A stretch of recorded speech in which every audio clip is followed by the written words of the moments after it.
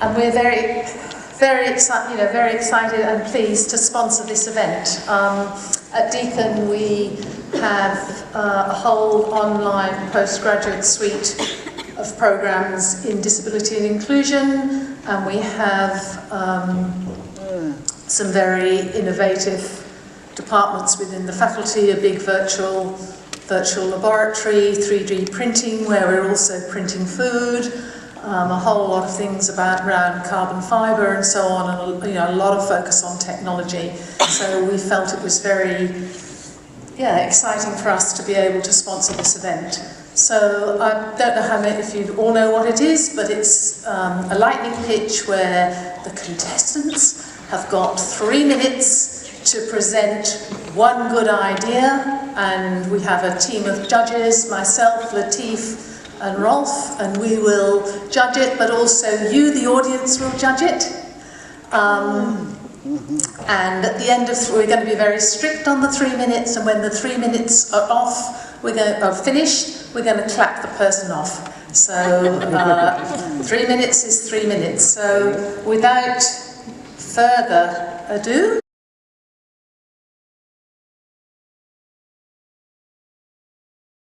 Kia ora, my name is Shannon Hennig, and along with Graham Pullen from Dundee, we present Tone Table.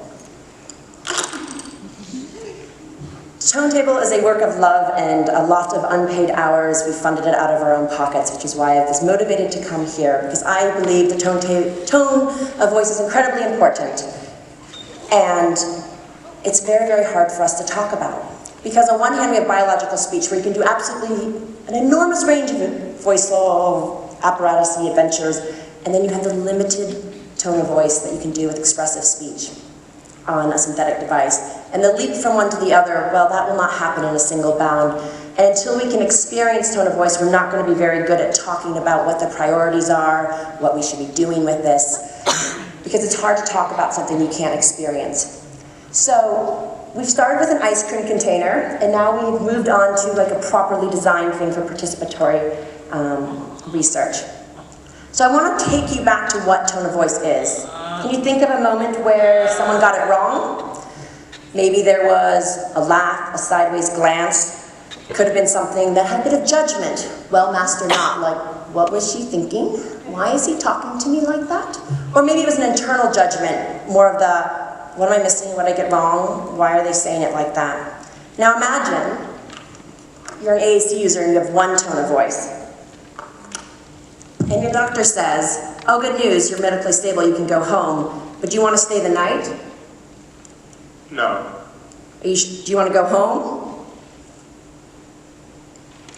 Yes. It's the same voice all the time. And what if there was something exciting, like, would you like to go, all expenses paid, to Venice? Yes. What about, the 3 of your best friends? Yes. Maybe 5,000 euro spending? Yes. If you in real life with a biological voice went yes, yes, yes, yes, yes, there could be judgments. Now we don't judge AC users, I hope, but it's another barrier, and there's no need to add barriers to the experience of communicating through assistive technology. So what we want to do is get this in the hands of as many people as possible.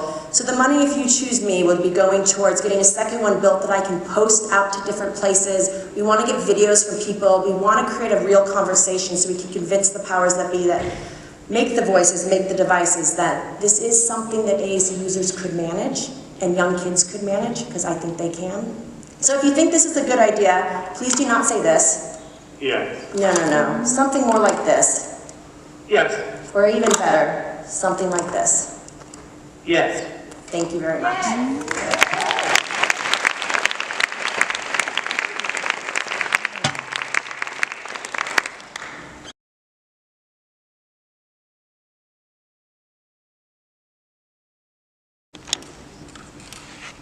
Hi there. My name is Joseph Harrow, and I am a bit of a dreamer, and I do have a few suggestions to every company here today that is dealing with communication devices. Would anybody like to hear my suggestions? My first suggestion is that I would like to see Sunday, a communication device which has an optimal port for a SIM card. However, I don't know what you are thinking of. The second suggestion for both PRC and Liberator would be in regards to MinSpeak and its phone interface design. I suggest that it could be easier to touch as well as switch users to use and enjoy, like having emojis when you are writing a message, maybe replacing the help icon with the notification icon for checking things like messages, checking if someone has called you, adjusting sound and brightness, plus turn flashlight on. But I will touch more on the idea soon. My Accent 1400 has hard infrared to use because it is located under the handle of the device, which can make it a mission to find the right spot for the infrared to work. Ha ha ha. I suggest that the infrared might be more effective and easier to use if it was located next to the outer camera for people who are in wheelchairs. My last suggestion is a flashlight for people like myself who like to go out at night. It could also be handy for people who might not have a light on themselves, or it may not be easy for somebody to hold up their phone without dropping it on the floor, which sucks. And that is the end. Thanks for listening.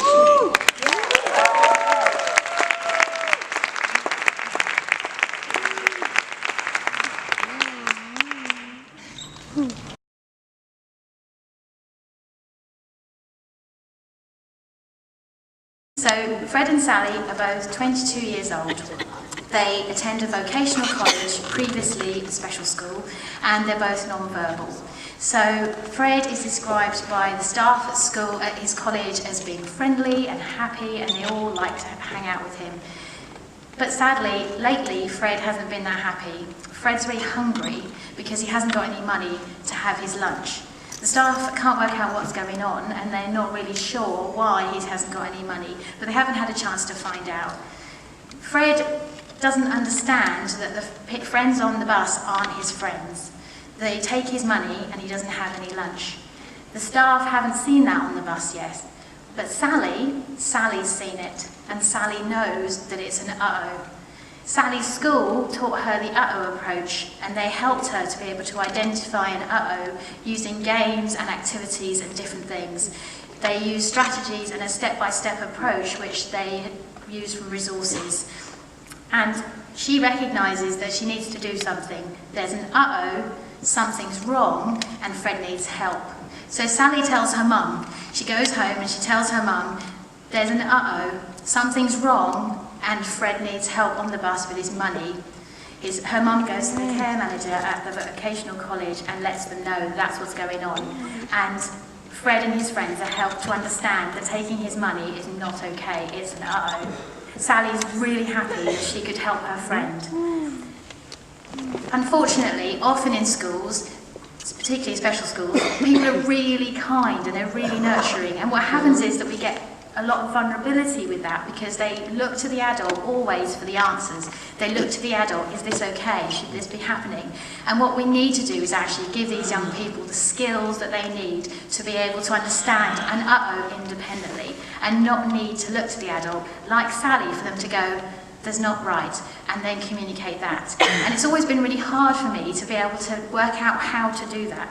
So what I've done is I developed the uh-oh approach through lots of trial and error to work through a step-by-step resource for teachers and carers and speech therapists and occupational therapists, in fact anyone who wants to use it, to break down, uh-oh, something's wrong, what can we do about it, and then get help. And that in itself will independently increase their independence and decrease their vulnerability. So what I want you to do, folks, is help me do uh-oh, let's teach uh-oh. Thank you. Oh, yeah.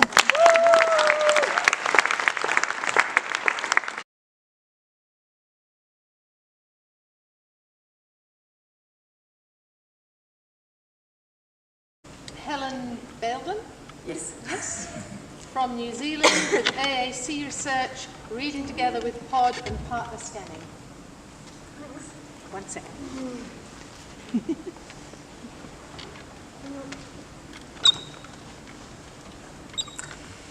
Can you remember? Oh, you ready? Oh, gonna stop? Start again? Yep. Yep. Okay. that didn't happen. Okay. Can you remember being read to as a child? I myself find it easier remembering reading to my own children.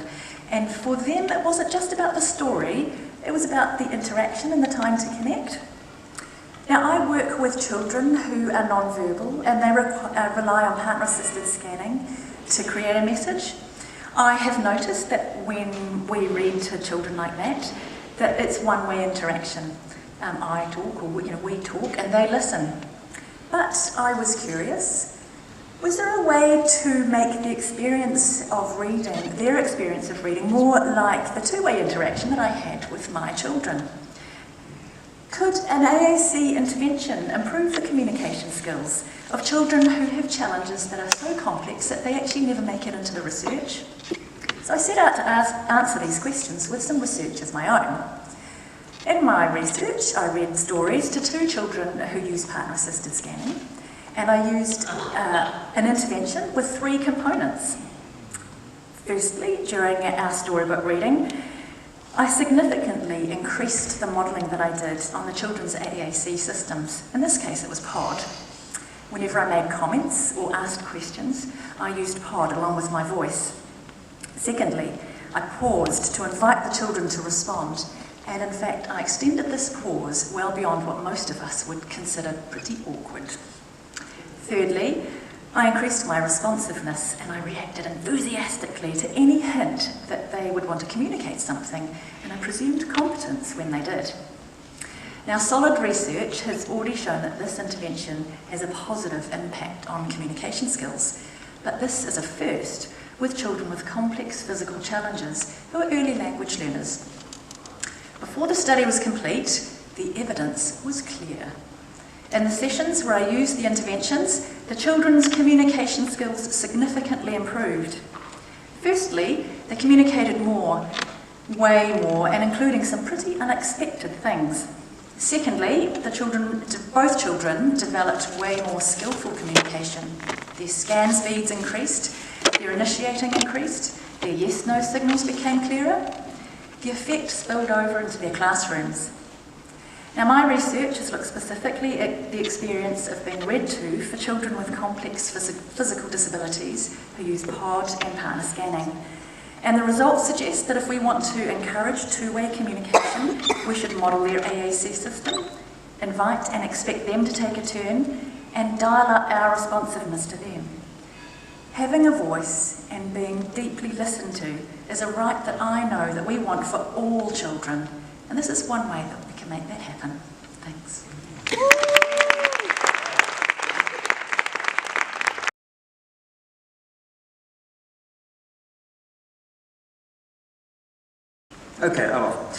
Okay, we've all heard in the course of the last few days that AAC should be made available all day, every day.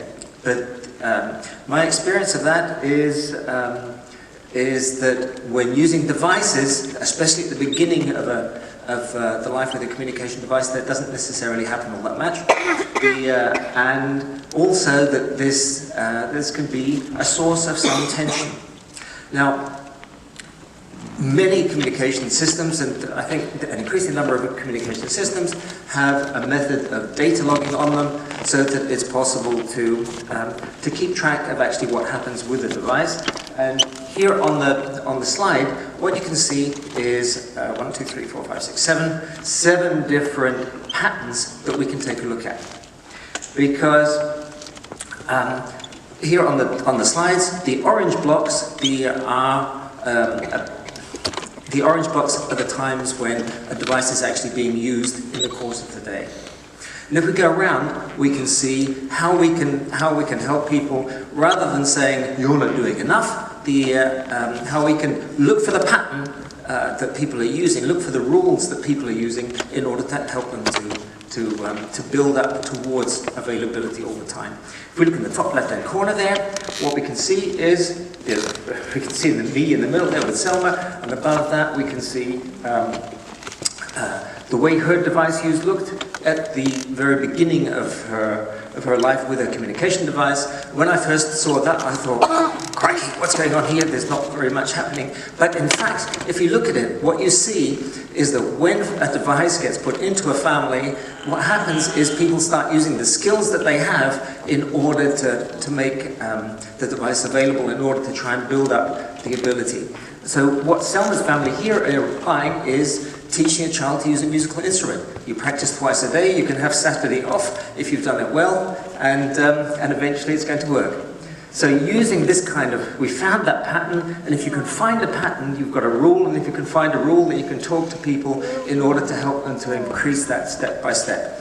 In the second one, in the middle at the top there, we can see that 1 week later, and then we can see also how intrusive a communication device can be when it first drops onto someone's kitchen table.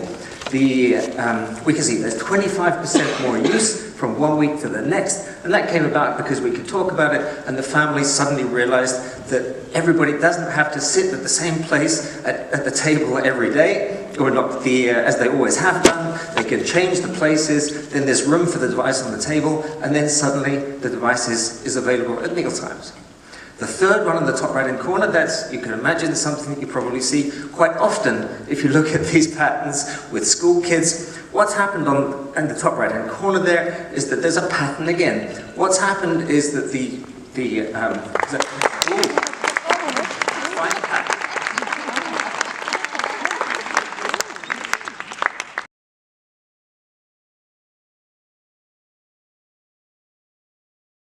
The next first books is Katie Lyon with access to, has it changed title? Access to school. Great. Hi everyone, I'm not Katie Lyon, and I wasn't told about this until 20 minutes ago. So please be kind to me. Do you love the communication access symbol? Yes! Do you love communication boards? Yes! Do you love accessing mainstream businesses, services and organizations? Yes! Do you love Google Maps? Yes! Well, how about we combine all of these things? I want you to close your eyes and imagine your favorite shop. You're walking around in the mainstream community, and what do you see? Tell me, what's your favorite shop? IKEA, McDonald's, Nando's. The options are endless. Well, imagine if you opened up your smartphone and in Google Maps, there was a ready-made communication board designed by that business. Everywhere you go, no matter where you are, in France, the Gold Coast, America, anywhere, you can have communication boards right in the palm of your hand, designed by the business to make a more communication accessible world for everyone. Yay! Yay!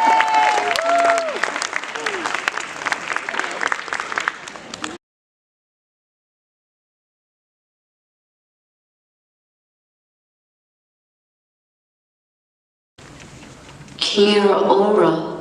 My name is Geneva Hakare Atino, and this is ANSMEL. To converse in one's own indigenous language is a human right that makes us uniquely human. Following the English colonization of New Zealand in the 1800s, negative societal values and attitudes towards Te Reo Maori, the indigenous language of New Zealand, penetrated the education system and eventually into the homes of Maori during the 1900s.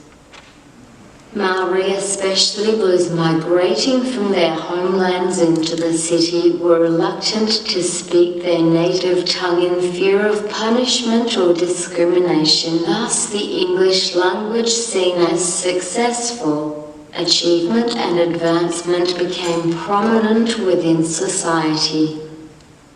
Over the last 30 years, we have seen the Maori language being revitalized, with bilingualism now widely used within today's society.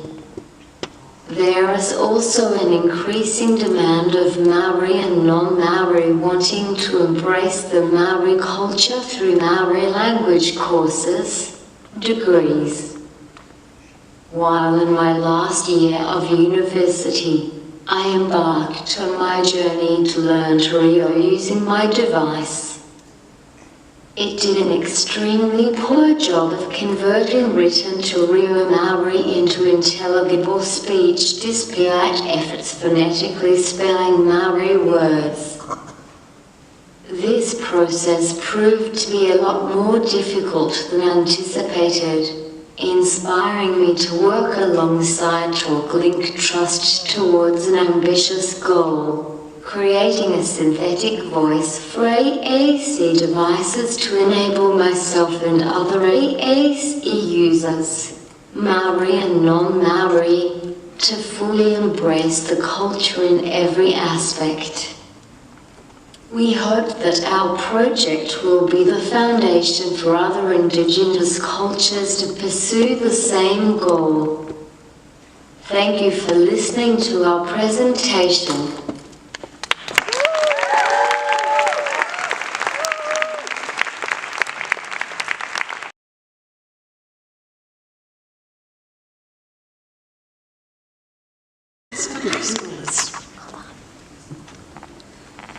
So it's not just about the tool, it's about the communication. And it's not about how the symbols look, it's about the words they represent. Now in general, this may not sound like a novel idea, but how preschoolers come to know with complex communication needs come to learn this is. The data emerging from my 12-week study in 4 inclusive preschool classrooms and 4 exemplary teachers suggests that preschoolers with complex communication needs learn the importance of concept words despite the tool in these co-created spaces. Now, this is just one of the images that I took that will help me explain the significance of my idea. This is Miss Julie's room, and she is one of those exemplary teachers, and this boy on your left is Nick. He arrived to Miss Julie's room 3 weeks before school ended, only making grunts and squeals, and treated his classmates as if they were objects. The boy on your right is Johnny. Even though he's enrolled in kindergarten, he loves Miss Julie's room so much that he uses all kinds of behaviors to escape out of her room and back into Miss Julie's for her afternoon chatty group. Now the one in the background, that's Charlie. He's a conventional symbolic communicator, and he's comfortable talking with Nick and Johnny because Miss Julie said that even though people's voices are different, it's the words they have to say. Now, what's been happening behind the scenes for about 5 minutes is that Nick and Johnny have been finding and comparing what words were the same on both their systems. Nick has a core communication board with picture communication symbols, and Johnny uses LAMP with unity symbols. Now, what was exciting was that Nick was figuring out that pointing to concept words could make things happen in his world. And you know what? Interacting was also fun. And what I was figuring out was that when there's a mix of children who become attuned to each other by adjusting their body positions around each other and mutually referencing objects, they co-create these relational spaces. And in these spaces, very few nouns and verbs are used. And instead, they use concept words that are the glue between the nouns, or they replace the nouns, like it, and here, and in. And these words are what children naturally use to plan, to direct, to manipulate objects, and to compare things, which preschoolers do a lot. Now my idea then is to help teachers create more of these relational spaces to help preschoolers and with complex communication needs learn these critical concept words. Now what I need is a little seed money to help support travel for future collaborations and build on this idea. After all, if preschoolers have figured out that it's not just about the tool, it's about the words, then researchers need to figure out how to elicit more of the words that help children relate to each other. Thank you.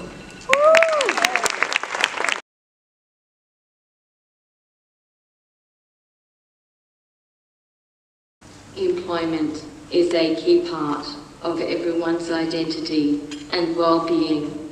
Only a handful of people who use AAC have been successful in gaining open employment.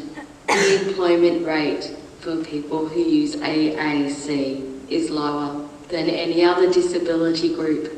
This, despite people who use AAC attaining multiple qualifications and having many relevant skills for informing policy development for the community, even when people with disabilities are represented in public forums, such as the recent Q&A program on the ABC. People who have a communication disability are usually not included. Graham Innes, former Disability Discrimination Commissioner, recently suggested that politicians should employ at least one person with a disability on their staff. AAC Voice would like to propose that every politician employs one person with a communication disability. Communication disability encapsulates a larger group of people than people who use AAC. However, we feel that it is important to have this broader lens. People with communication disabilities are a large group of Australians. 1 in 5 Australians have a communication disability. This includes people with mild or moderate speech and language impairments, people with hearing and literacy difficulties, as well as people who have little or no speech. Politicians would learn a lot from having more to do with people who have communication disabilities. Learning to include people with communication disabilities and learning to see the world through their eyes would help them to communicate better with everyone. Radical changes that include a departure from the usual status quo can be more effective if supported by a top-down approach. So we figured we would start at the top and go from there. We plan to lobby Australian politicians and run awareness-raising programs that highlight the abilities of people with communication disability. We will demonstrate that we have a lot to offer employers. Politicians should provide leadership to other employers in the community by taking a risk and giving people with communication disabilities a go.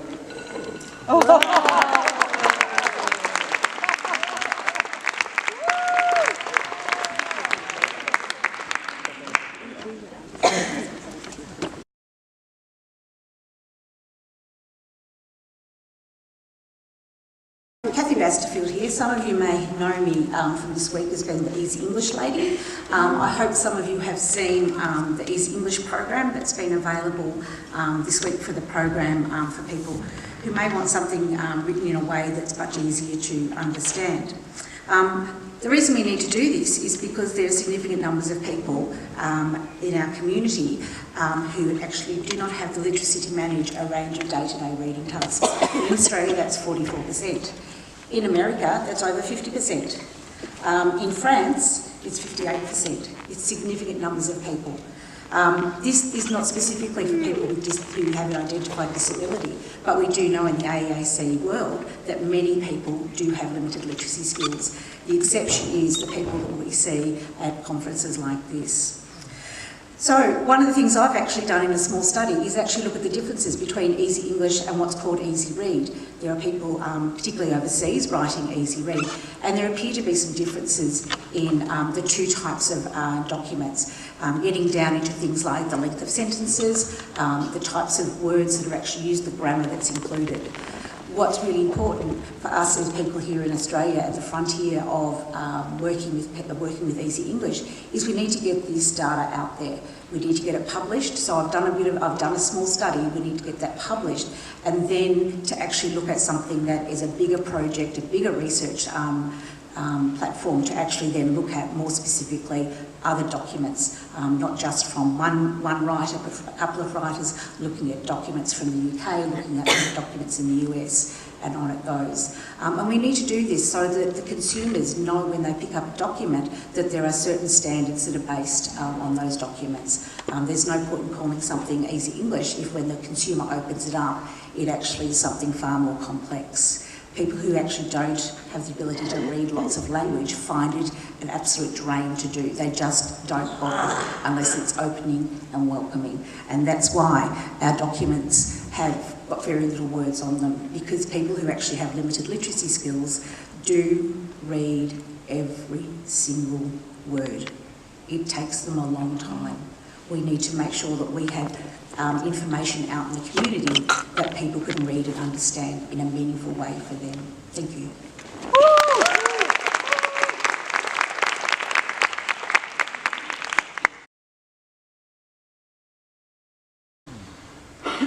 Did Ethan use his AAC system over the course of the week? Huh? No lah, not really. It was on the table, but I don't think he really used it.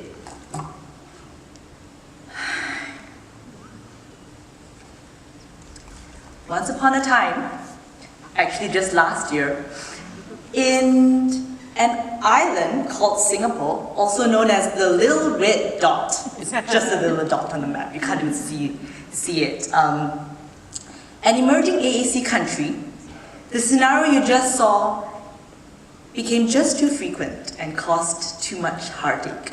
So it got me thinking, was there a Hannon program equivalent in AAC that could be used to train caregivers and something that could be used in Singapore?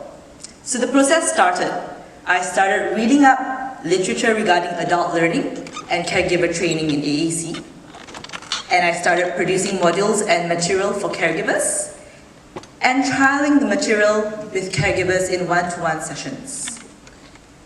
And hence, AAC for Caregivers was born.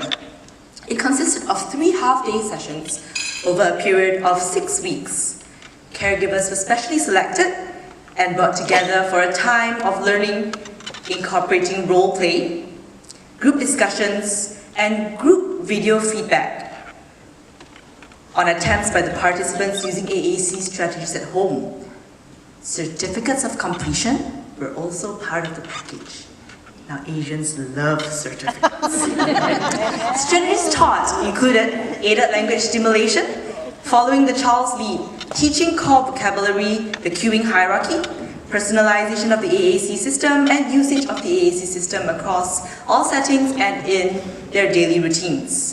Now, 3 runs of the training have since commenced, and we have had the pleasure of having Meredith Allen, President-elect of ISAC, join us via Skype as a guest presenter.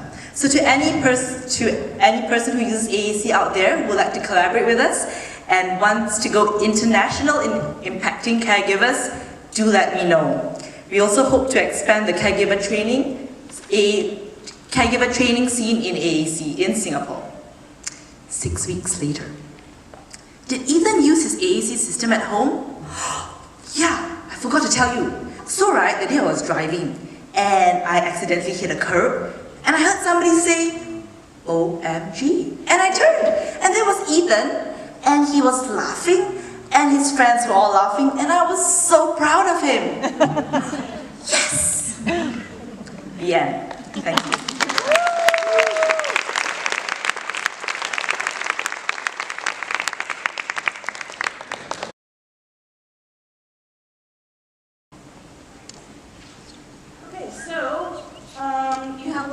Chance of recognizing who I am, and it's not Kathy Howry. I'm Deanna Wenger, and our pitch is about helping our students to navigate a robust communication system, figuring out how we can do this in a very complicated area, where if we go level by level, even with color coding, there's magic when we go from one area to another. How do we help support this dynamic changes of things that are incredibly complicated for our students who have multiple physical impairments, who have difficulty activating a button, who have difficulty seeing images, who have difficulty understanding the words, and if they're trying to find the word they want to say, they have to listen to auditory cues to find the word that they want to say and have active memory challenges. So, our thought is to work with some teachers who are working on, a teacher working on her doctorate for a teacher of the visually impaired, to add the idea of tones as a navigational support for a communication system. So, as we were looking for our final visual, we picked out the elevator music off of a website called Lula Tones, and I'm going to now incorporate that into the pitch here, and I'm going to teach you all for elevator music a couple of signs. This way, Anybody know the sign? This is one switch for step scanning called move on. Right? Move on. You got it? Okay? Move on. Here's the other one. What do you think this one is? That one. That one. That one. All right, so here we go. Let's see what they allow us to play for free, right? So here are 10 songs in the elevator music list that you can buy for $6 US by Lula Tone. The first one, walking on the sidewalk, whistling in an office, a lot of people cutting grass on a Sunday. Ah, it was a garage after all. Tap on your lap, Heart and Soul, Jazzivator, Umbrella, Polka Dots, and Waiting, We're Waiting. Okay, you ready? So here's the first one. And it's supposed to be playing, there we go. Okay, next.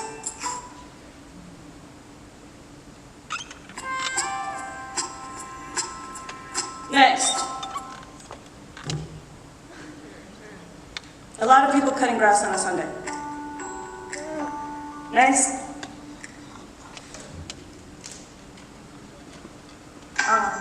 It was in the garage after all.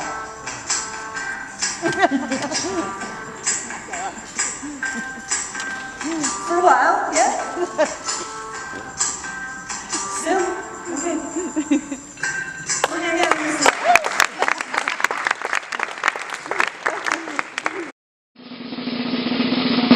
However, we have a winner, clear winner. I think it's probably to challenge me, and maybe, again, a good reason not to have had a gin and tonic before I did this. But our winner is the little red dot, Deborah Young.